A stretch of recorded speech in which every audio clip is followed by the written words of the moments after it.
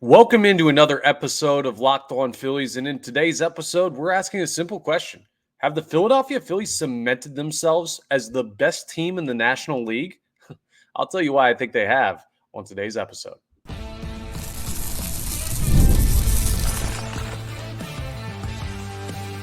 You are Locked On Phillies, your daily Philadelphia Phillies podcast. Part of the Locked On Podcast Network, your team every day. Yes, this is Locked On Phillies. I'm your host, Connor Thomas. We come to you live from the Locked On Podcast Network, your team every day. It's my third year as a host of Locked On Phillies. It's also my third year as a credentialed Philadelphia Phillies media member.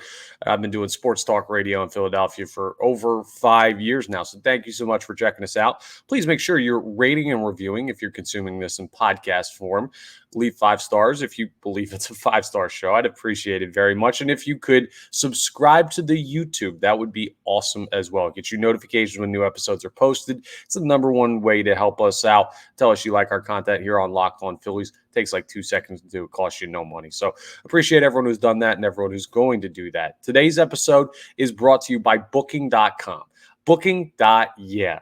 The right stay can make you a fan of any city, even your rivals. So check out Booking.com for your stay today.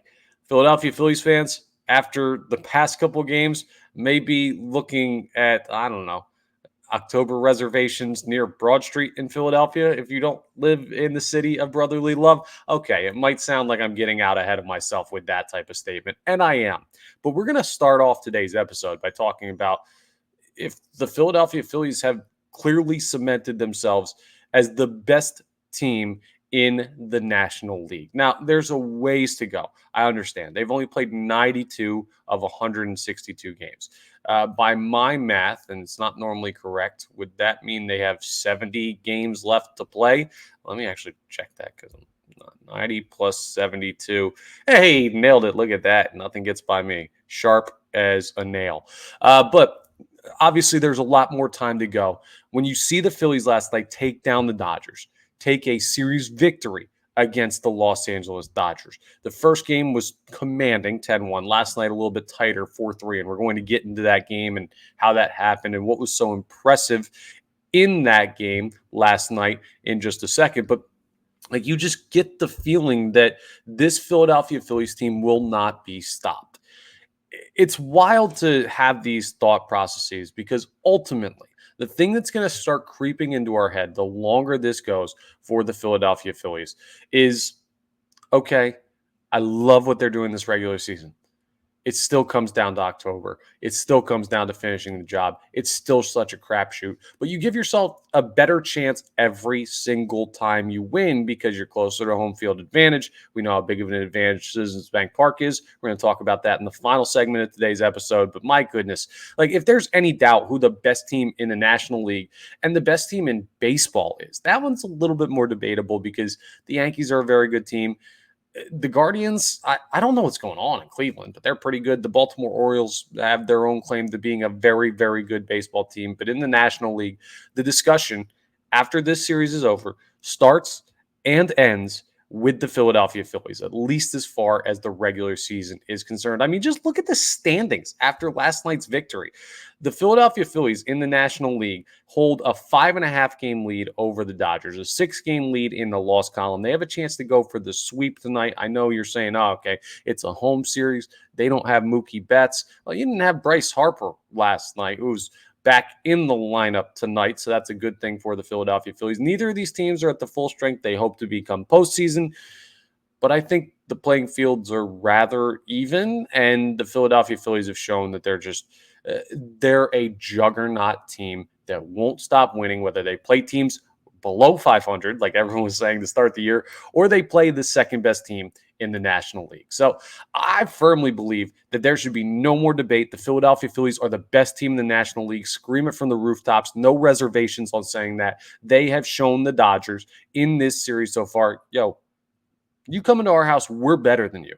And we go on the road, and we may be better than you too. We'll find that out later in the season when these two teams meet up in LA. But let's talk about last night and how we got here, because we recapped the 10-1 victory in yesterday's show.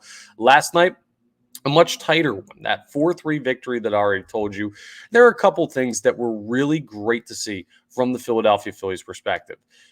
Being that it was a lower scoring game, what do you say we talk about the pitching first?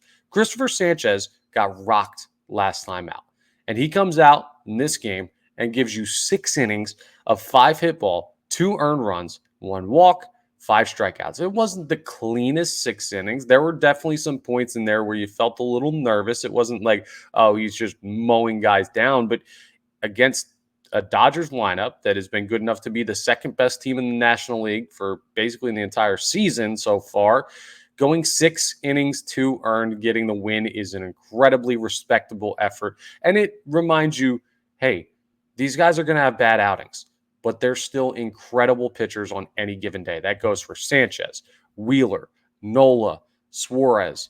You could feel good about those 4 guys every time out, even if they have performances that feel like a misstep. And that's how we should be feeling about Ranger Suarez, too, who's had a couple of those games in recent memory. But Christopher Sanchez, wonderful work by him. It's a shame he's not going to be on the All-Star team because he fully deserves it. A 2.96 ERA after his efforts last night. But it didn't end with Christopher Sanchez. You had 3 more innings you had to work through in a tight ball game.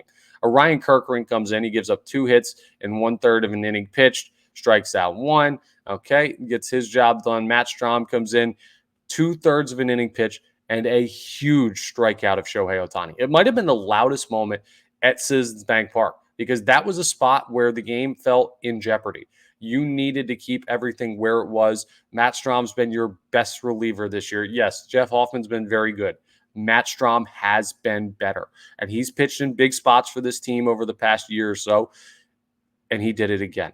Now, I hesitate to build up the momentum more than what it is. It was a July baseball game with, again, 70 games still to play in the season as of this moment that I'm recording this podcast, but still, to have that moment against an MVP candidate, a guy who feels like an otherworldly superstar in Ohtani. There are plenty of pitchers in baseball. You see it when guys face Bryce Harper.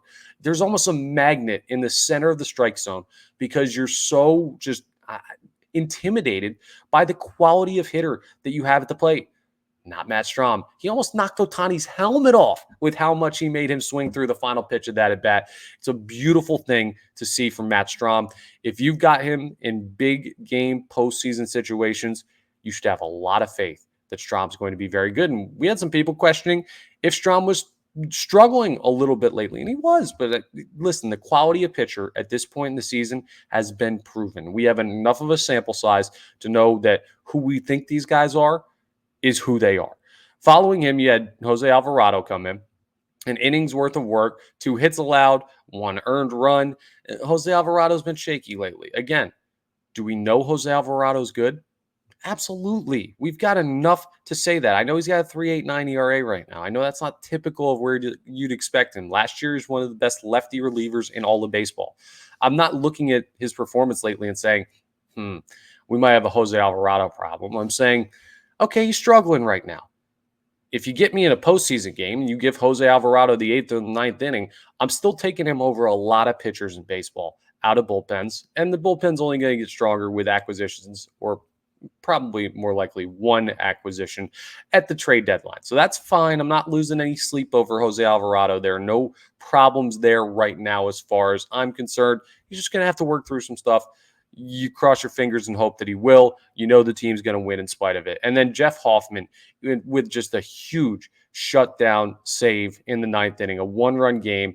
The Dodgers, knowing they don't want to lose this series to you, fighting for their lives to find a way to extend this series so that they could play today for a chance to win the series themselves. Jeff Hoffman just goes 12 pitches, 1 strikeout, shut down 9th inning.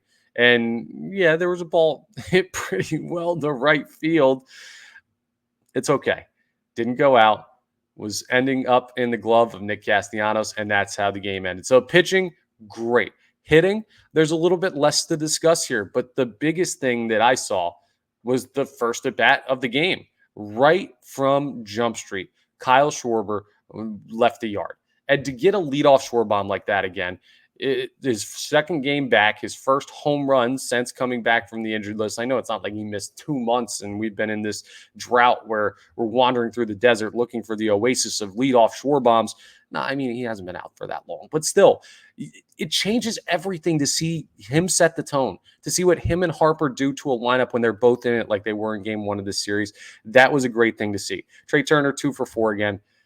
He's batting .345. That guy's not human. He's unbelievable. Alec Boehm, 1 for 4. Bryson Stott, 2 for 4. We talked about yesterday, did that home run in game 1 potentially bring him to a place where he might start breaking out? I said I thought he needed the All-Star break. Maybe he didn't. He's been really good this series. Nick Castellanos, 1 for 3. Brandon Marsh, 1 for 3 with a run scored. Edmundo Sosa, 1 for 3. Whit Merrifield, 1 for 3 with a run scored. Listen, the more guys that are good players that you add back to this lineup, the more it just kind of takes the pressure off everybody. The more guys that haven't been playing well can start to play better again. That might sound crazy, right? How does Kyle Schwarber make Whit Merrifield better? Because Whit Merrifield just has to be Whit Merrifield. Now, this year, he hasn't really been capable of that, so maybe that's not the best player to use as an example, but you get what I mean. When you add the great players, the lesser players have to do less. They're more comfortable in their roles. You become a better team overall. And that's what we've known about the Phillies this whole year. Is when they're at their worst, they're probably better than you. When they're at their best, they're definitely better than you. And that's why I feel very comfortable in saying, after the Philadelphia Phillies 4-3 win and series win over the Dodgers, that they are cemented as the best team in the National League. And nothing I see this regular season, talent-wise, injuries maybe, talent-wise, nothing I see this regular season is going to change that for me. So we're going to discuss the next step. It's not just a series victory, folks. No, you don't just go home because you won the first 2 of 3 games. This isn't the postseason yet. So let's go for the sweep. What do you say? How is that? The Phillies are going to have an opportunity tonight, and they're going to have an opportunity tonight with Aaron Nola on the mound. Can he show a vintage Nola performance that would make you feel really good about already a great series? Well, we'll discuss that coming up as we continue today's episode of Locked On Phillies. First, though, I got to tell you about my friends over at Stitch Fix. You know that instant confidence boost that you get from an outfit that makes you look really good? That's what I get with Stitch Fix. I mean, Stitch Fix is awesome. You get a stylist who understands your style, size, budget. They do all the shopping for you. You don't have to leave your house, apartment, your couch. It's the easiest way to update your wardrobe this season. I just give my stylist my size, style, and budget preferences. I order boxes when I want to and how I want to. There's no subscription, so stuff isn't showing up unexpected. You tell them when you want it, and they send 5 just for you pieces, plus outfit recommendations, pro styling advice. In case you don't know what goes with what, they take care of all of that. I keep what works, and sending back the rest is no problem. It's very rare, in my experience with Stitch Fix, that you guys send stuff back, but if you have to, it's super easy. They don't have any trouble with that. Shipping, returns, and exchanges are always free. But again, the stylist that you get is always going to be on point. It's like they have style ESP. I really don't know how to explain it, but you got to check out Stitch Fix. It's so easy to retool your wardrobe. Now's the best time to get started at stitchfix.com/MLB. You'll get $100 off. That's $25 off your first 4 fixes for a limited time only. That's stitchfix.com/MLB, and you'll get $100 off of just looking darn good. What's better than that? Let's also talk about Tax Network USA. Here on Locked On Phillies, we pride ourselves on getting you the latest news for your team. Might be the offseason, the draft, spring training, draft actually coming up this weekend, by the way, playoffs, regular season, anything. It's year-round. Well, you know what else is year-round? Collection season. Just because tax season's over, it doesn't mean the IRS is going to stop coming after you. They have no off season. If you have unfiled taxes, the IRS can garnish your wages, levy your bank accounts, even seize your property.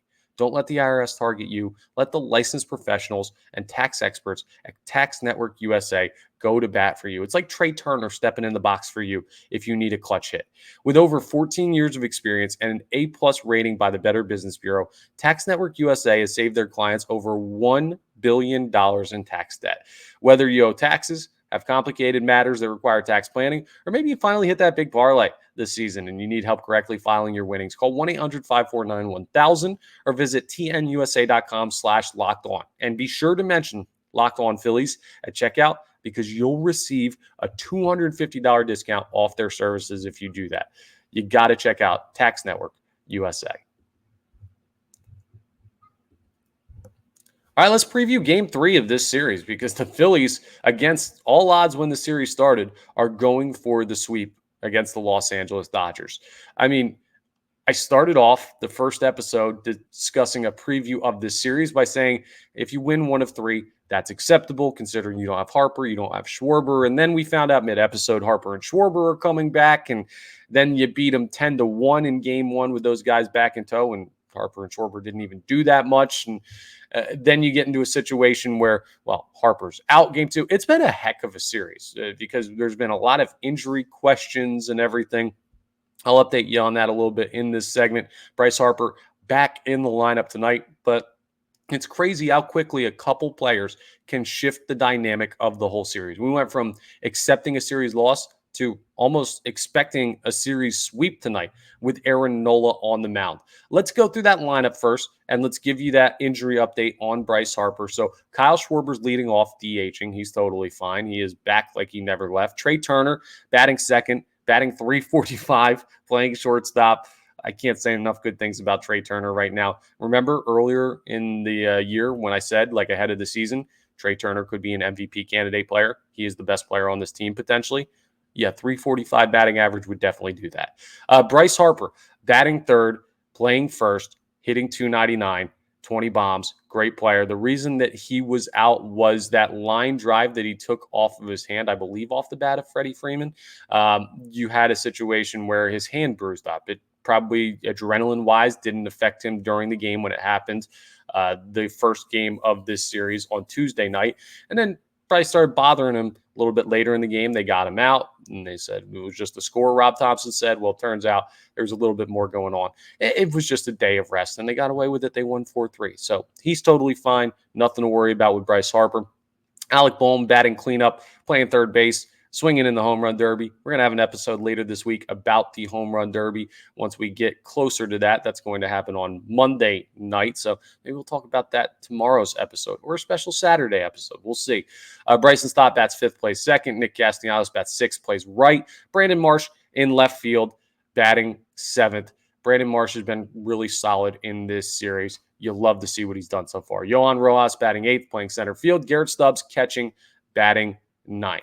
And they're going to be facing Landon Knack. So Landon Knack in his career has 34 2/3 innings pitched at the major league level. He's a young pitcher. So I'd be willing to wager, I haven't even looked at this, but I'd be willing to wager that nobody on the Philadelphia Phillies lineup or in the lineup has ever faced Landon Knack. And that is absolutely correct. Now, he's a right-handed pitcher. We know the Phillies face righties well, handle those guys very, very competently. He's got a 2.86 ERA. So, okay, solid so far this year for the Dodgers. Has really good defense behind him. It's easier to pitch on a better team where you're getting leads when you go out there. When I look at Landon Knack's numbers, though, so far this year, there are a couple things that stand out that I think the Philadelphia Phillies can take advantage of. First of all, you're looking at 7 home runs given up in 34 2/3 innings pitched. The wind was blowing out of Citizens Bank Park last night. Kind of wild that the final score was 4-3, but you got solid pitching out of Sanchez, and that does make a good amount of a difference when you have a good ground ball pitcher for the home team. But you can get Landon Knack and hit him out of the yard. 9 walks in 34 2/3 innings pitched isn't too crazy. The .98 whip is what's really interesting here, right? 2.86 ERA, okay. That can be misleading depending on how many runners. You could be working out of danger there and actually be a little bit close with a small sample size, like 34 innings, to getting into more trouble. But the low whip, well, that has to do with 31 strikeouts and 34 2/3 innings pitched. He does have punch-out ability, so you got to watch for that. But Aaron Nola does too. He struck out 107 and 113 2/3 innings pitched, 10-4 record. And you'd like to see Nola maybe lower that 3.48 ERA. It's crazy we're asking that against the Dodgers. Nola also 16 home runs. We know the long ball has always been kind of a sticking point for Aaron Nola. We'll see. He does also have 10 wins on the year, and we know any given day he can just give you 7 shutout innings like it's clockwork. So the Phillies on the money line tonight, minus 155 favorites, bigger favorites than they were yesterday, a 57.2% chance to win according to the ESPN Analytics matchup predictor. Go for the sweep. Why the heck not? I've already told you the Phillies are cementing themselves in my mind as the best team in the National League, and nothing's changing that for the regular season, short of injuries. But why don't you go get the sweep anyway? Job ain't done, folks. And wouldn't you love to head into the All-Star break with this and then a series against the Athletics that you can handle? It's a good time to be a Philadelphia Phillies fan. And speaking of Philadelphia Phillies fans, don't forget about us, because Rob Thomson had some glowing praise, not for a player, but for the fans after last night's game. I'll tell you what it is that he said coming up as we wrap up today's episode. But I got to tell you about fans traveling and how you want to do that. It's booking.com. Yeah, booking.yeah. You got summer travel heating up, especially travel for baseball games. It's time to explore those U.S. cities you always secretly wanted to learn more about. Yes, we're talking about rival cities. Cities like Atlanta, New York, Washington, Miami. Miami's probably highest on my list there for me, but I'm also a 29-year-old single guy. Bottom line is, you want to go to any of these places, you can go ahead and check out booking.com, and they can help you out big time. They've got hotels, bed and breakfast, vacation rentals, resorts, and so much more on booking.com. You might just find your perfect stay, even in your baseball rival's city. You got to find the right way to stay when you go, and booking.com, you know them. The reason you know them is they have such a sterling track record of putting people in the right spot to enjoy their vacation.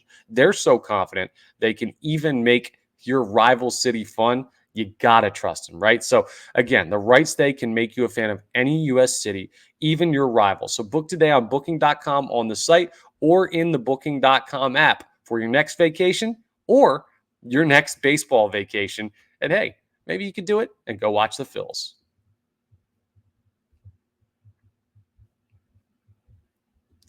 Also want to talk to you about Game Time. I think we're doing this on purpose. Shout out to the Locked On's marketing department, because the amount of times Game Time and booking.com are back-to-back. Game Time is the way you get the tickets after you get to your destination. Game Time's an authorized ticket marketplace in Major League Baseball.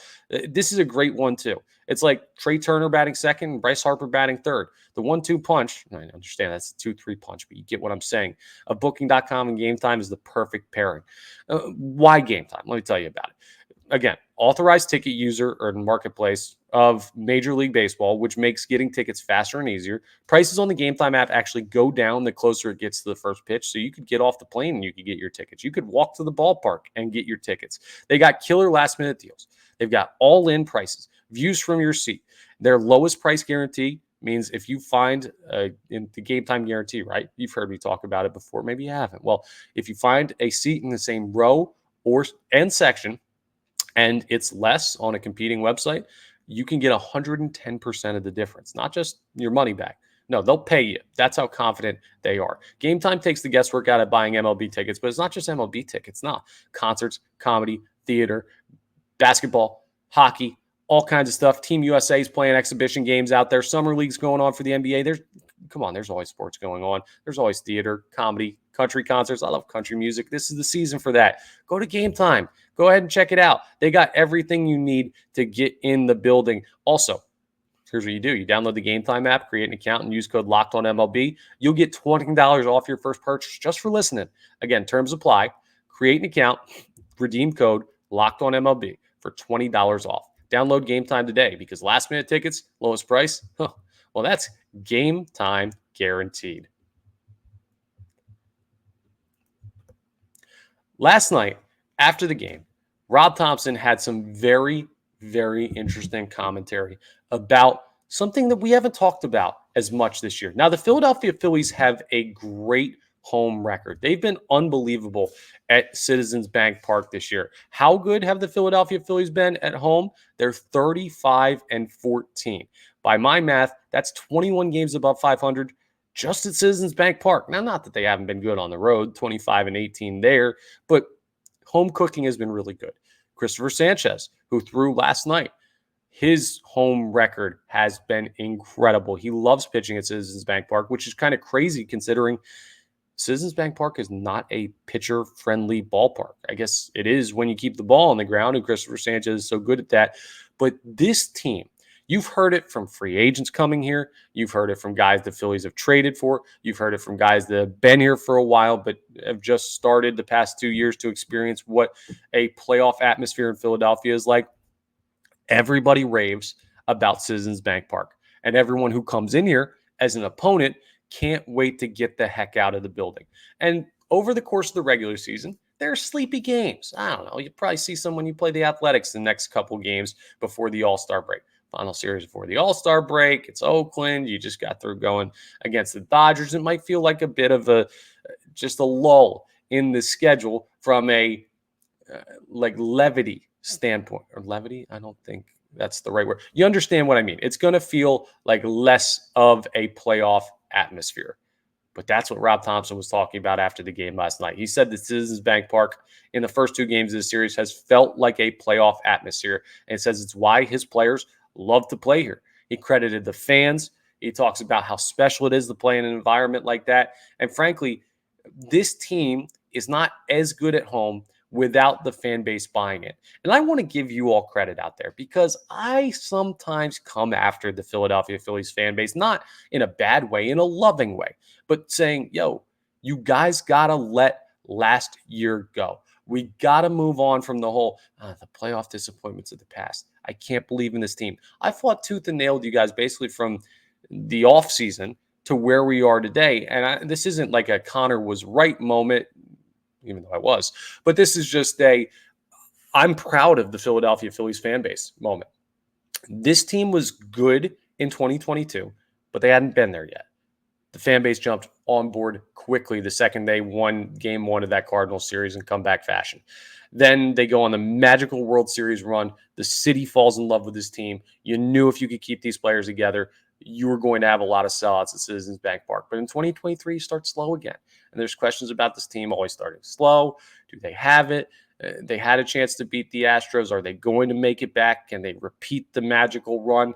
And then they kind of do. They get to within 1 game of the World Series. We know how 2023 ended, but this fan base was back in on the team and supportive of the team, and we got our hearts ripped out in that Diamondback series. And as much as I try and tell you, like day in and day out almost, do not let last year worry you about this year's team. As much as it's the same players, they've shown you that they have a different mentality this year. They're on a different level. It may not work out. I'm not guaranteeing a World Series. I'd be an idiot to guarantee something of that magnitude that's so difficult to achieve. But I believe that they have what they need to be major players in October. If you want to hear more of my thoughts on that, you can check out the latest on the Locked On Podcast Network. They had me on for the national show, so you can check that out after game 1 of this series. But I say all of this to say this is the real compliment to the fan base. As much as I try and tell you you should let last year go, it's tough, man. When you have a loss like that in a big spot, there are a lot of people who were down on this team. And while the Phillies have earned your respect and your support and your belief by going out and demolishing teams from Jump Street in the 2024 season, credit to Phillies fans for allowing themselves to believe, allowing themselves to set up to potentially get hurt again, or potentially something great to happen. To continue to have this playoff environment after this team got trashed, and rightfully so, for how cold they went at the plate in the NLCS last year. I understand that maybe the playoffs this year, it'll be a different type of feeling. There might be some nerves in that building because that's when everything is do or die, win or go home, and it may make you think more about last year. But this fan base is unbelievable. They are the best in baseball. You listening right now, watching right now, you are part of that. You are an unbelievable part of the Philadelphia Phillies success, and you're something that the Dodgers don't have. You're something that the Braves don't have. You're something that the Orioles don't have. You're something that the Yankees don't have. They'll say they have it. They'll say they're close. They say they're great fan bases. Guess what? I'll take you raving lunatics over every single one of the other franchises' fan bases in Major League Baseball. And I use lunatics as a term of endearment. I love how nuts Citizens Bank Park gets. It's a beautiful, beautiful thing. Rob Thomson loves it. The players love it. And man, just keep it up, please, because I never want Citizens Bank Park to be a comfortable place to play. And I do believe that last night was exactly what Rob Thomson called it, a playoff atmosphere at Citizens Bank Park. Well, hey, folks, got a little bit of time to get revved up to do it again, because there's one more game of this series coming your way, 6:05 p.m. tonight. Go ahead and check it out. We'll discuss what happens, hopefully a sweep, fingers crossed, but even not, a series victory, and we'll also preview the upcoming series with the Oakland Athletics in tomorrow's episode. But that's all for today's episode of Locked On Phillies. Thank you so much for checking us out.